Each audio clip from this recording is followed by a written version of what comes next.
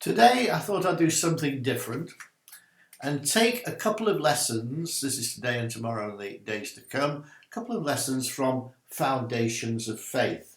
Now this is our basic book, 28 lessons in 2 volumes, and I've chosen lesson 7 and 8 to give you a taster. Lesson 7 is on the significance of the blood of Christ. In the Old Testament, in the first 5 books of the Bible, there's a lot of early history of the Jewish nation in Genesis and Exodus. And then there's a book called Leviticus, which contains many smaller spiritual laws that God revealed to Moses. Now, these books are important for Christians to know about, but Leviticus, which contains many less known Jewish laws, may seem less interesting to us because we're under the new covenant. But there are hidden gems of information, gems of knowledge, which otherwise we wouldn't know about if we didn't read the book. So here's one of them. Leviticus 17 and verse 11. This is what Moses wrote. For the life of the flesh is in the blood. So where is our life? Well, it's in our blood. If we cut ourselves and let the blood flow out, then we bleed to death. So we've got about 5 litres of blood in the body. The life is in the blood. I've given it to you upon the altar to make an atonement for your souls. For it is the blood that makes an atonement for the soul. Now, what's this word atonement mean? It means to do something to make things that have been done wrong in the past, to make them right, to put them right. And in the scriptures, in God's dealings with us, that atonement is always done with blood. So making covenant, as God did in the Old Testament with the Jews and in the New Testament through Jesus the Messiah, making covenant includes the shedding of blood of central importance.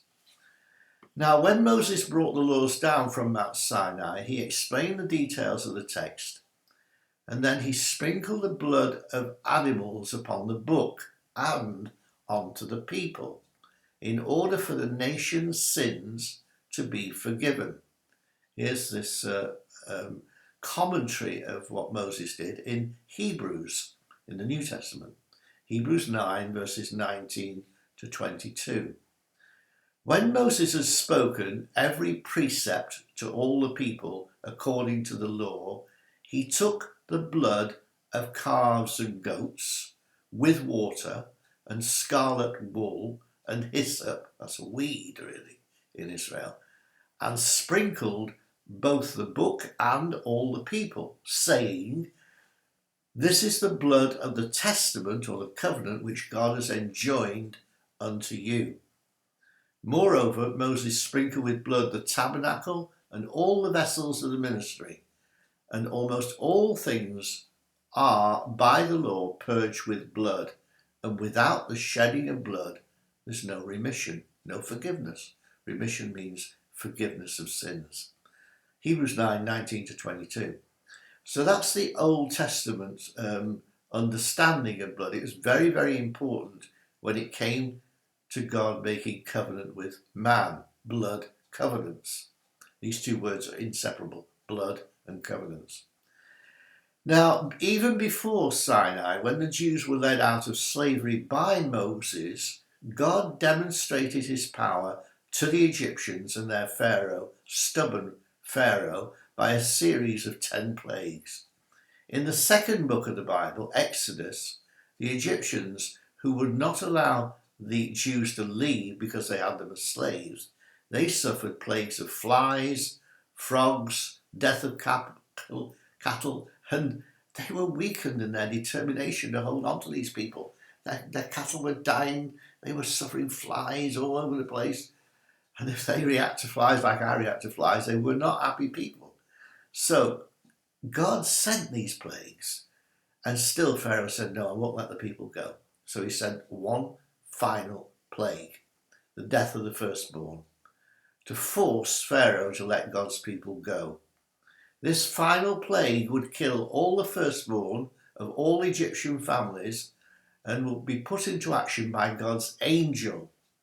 And God's angel went through the whole of the country, killing the people, and God's people had to be protected. So they were told instructions through Moses that every household had to choose a spotless lamb. And here's what the Lord spoke to Moses.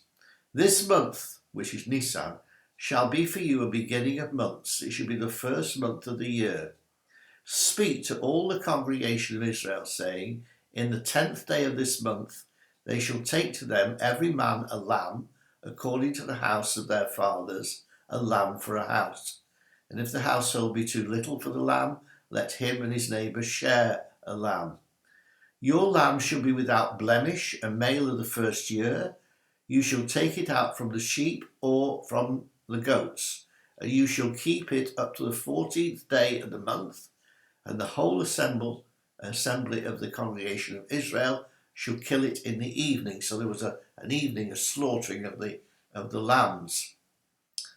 And they shall take of the blood and strike it on the 2 side posts and on the upper doorposts of the house, and then they shall eat it. They shall eat the flesh in it that night, roasted with fire, with unleavened bread and bitter herbs shall they eat it. So the Jews were told to kill a lamb and then put the blood on the doorposts and the lintel. Now, when they'd done that, the angel of death would pass over their house and they would not be killed, otherwise they'd be killed with the Egyptians. Now, as you read through this chapter 12 of Exodus, the Lord told Moses his angel would not kill the firstborn if he saw the blood. The angel would then pass over the house, and so the event is called the Passover. Now, it's important that you get the idea of that, because when we come to apply Christ's blood to us, you've got to have a picture in your mind of what the Jews did. They had to apply the blood. It was no use leaving it in the basin. They had to put it on the 2 side posts and on the lintel across the top of the door. We'll talk about that more next time, but have a little study of Exodus 12 until you come back and get some more from me in the next video.